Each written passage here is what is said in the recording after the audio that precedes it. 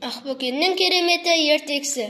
Ертеде, есте жоқ ескі заманда бүкіл жер бетінде жан-жануарлар мен адамзатқа қауіп төнетіндей үлкен апат болыпты. Таңғажайып табиғат әрінен айырып, өсімдік атауы қурап, өзен сулар құрғап, жұт басталыпты.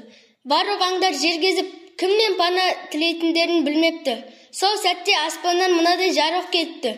Өзім өлдірген, тұмсығы әдемі, мүйізі мен тұяғы алтыннан жаралған, жүгіргенде жылдамдығына көз ілеспейтін, тіршілік атаулыға пайдасы ғана тиетін, ешкімге залал келтірмейтін аң ғана сендерге көмектесе алады депті.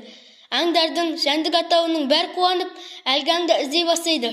Бізден асып жаралған ол қандай жануар деп кейбір аңдар тәліп барып көрсетіпті. Сол кезде бір ит тұрып, қойыңдар, жан-жануарлар, бұларың болмайды, қайта барлығымыз бірігіп, мына әлемді сақтап қалуға көмектесетін жануарды іздейік дейді.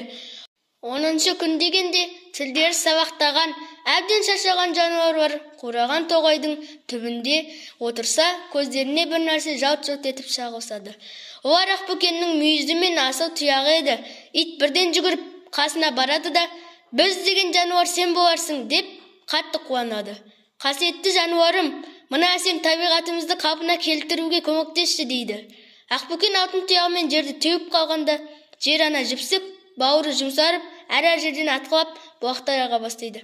Иір алтын мүйіздерін күнге шағылыстыра, көкке тұмсығын созғанда, жаңбыр жауып, өзендер суға толады. Алтын тұяғымен жерді түрткенде, айнала қызылды жасылды түске боялып, әлемнің ажары кіреді.